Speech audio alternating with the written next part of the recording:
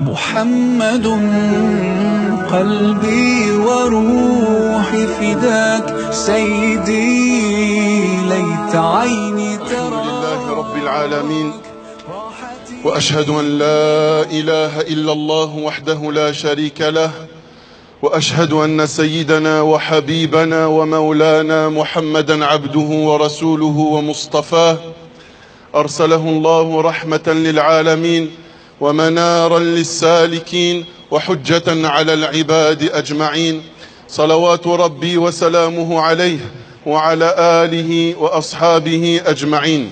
Mes chers frères et sœurs, nous voilà maintenant à Arafat.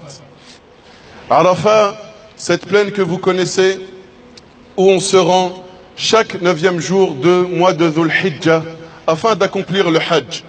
C'est ici que tous les pèlerins, le 9e jour de Dhul Hijjah, se regroupent pour accomplir un des piliers les plus importants du pèlerinage. C'est Al-Mawquf bi Arafat, le fait de rester sur la station de Arafat. Et c'est ici également que notre prophète Muhammad sallallahu alayhi wa sallam s'est tenu le 9 Dhul Hijjah, il y a plus de 1420 années, il s'est réuni ici. Et là, je vais vous demander, s'il vous plaît, d'imaginer et de faire une petite pause et de revenir il y a 1429 années en arrière. Le prophète Muhammad sallallahu alayhi wa sallam arrive ici avec ses compagnons. Il quitte la Mecque pour ensuite aller à Mina. Et de Mina, il vient le 9e jour accompagné de plus de 100 000 personnes. 100 000 personnes qui sont venues de toute l'Arabie afin de pouvoir accomplir le pèlerinage avec Muhammad alayhi salatu wassalam. Il vient accompagné de plus de 100 000 personnes, lui qui a quitté la Mecque alors qu'il était seul avec Abu Bakr radiyallahu anhu. Alors qu'il était seul et qu'il a dû fuir la Mecque, apeuré. Sa tête est mise à prix.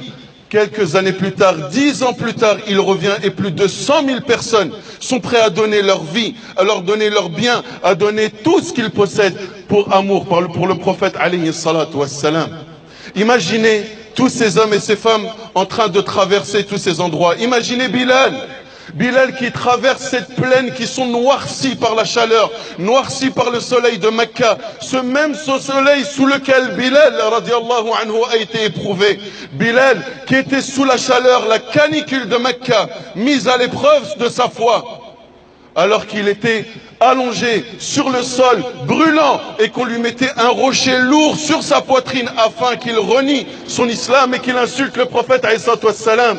Mais sa foi était bien plus solide que ce rocher. Il est resté ferme et il n'a cessé de dire Ahadun Ahad.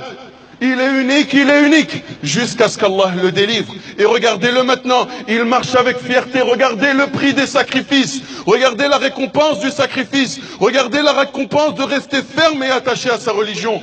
Comment s'appelle Bilal? Imamul Mu'adhinin. Lorsqu'ils sont arrivés à Mecca, le prophète sallam lui a ordonné de monter sur la Kaaba afin de faire l'adhan. Regardez le mérite qui revient maintenant à Bilal. Après avoir passé ces quelques heures ou ces quelques journées sous ce soleil, le voilà revenir sur ces mêmes endroits, mais cette fois-ci la tête haute parce qu'il a réussi l'épreuve. Alors le prophète sallallahu alayhi wa sallam, c'est dans cet endroit, à Arafat, où il va tenir un discours éloquent, immense, qui fait de l'ombre à tous ces traités de paix qu'on connaît et à toutes ces chartes des droits de l'homme. Le prophète sallallahu alayhi wa sallam va venir et va se tenir devant plus de 100 000 personnes. Il va venir rappeler et établir les principes fondamentaux de l'islam. Et de la même manière, il va venir clairement mettre de côté tout ce qui est fausse croyance, tout ce qui est idolâtrie et tout ce qui est faux pratiques qui sont interdites en islam, comme al-riba, etc. Le prophète sallallahu alayhi wa sallam va venir mettre sur pied d'égalité tous les êtres humains. À partir du moment que peu importe que tu sois noir, que tu sois blanc, que tu sois arabe ou non arabe, la seule chose qui nous distingue auprès d'Allah, c'est notre piété.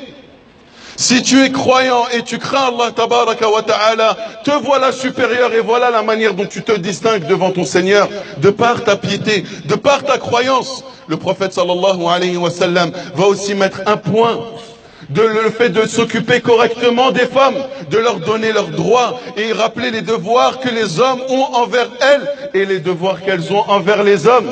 mais rétablir cette justice sociale également. Et le prophète sallallahu alayhi wa sallam va énoncer ainsi un long discours dans lequel il parlera des principes fondamentaux de l'islam et des règles de vie, etc. Puis à la fin, il leur dira: vous serez questionnés le jour du jugement dernier à mon sujet. Qu'allez-vous dire?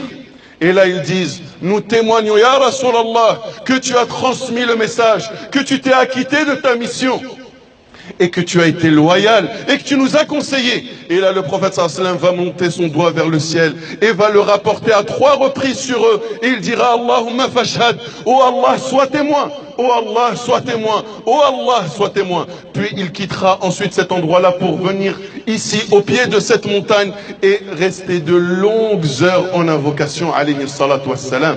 Il invoquera Allah tabaraka wa ta'ala, comme il nous est rapporté, ses mains étaient portées à hauteur de son torse, il avait la tête baissée, on avait l'impression que c'était un mendiant qui demandait à manger. Regardez cet homme qui est la meilleure créature d'Allah tabaraka wa ta'ala, qui est autour de lui à une armée de plus de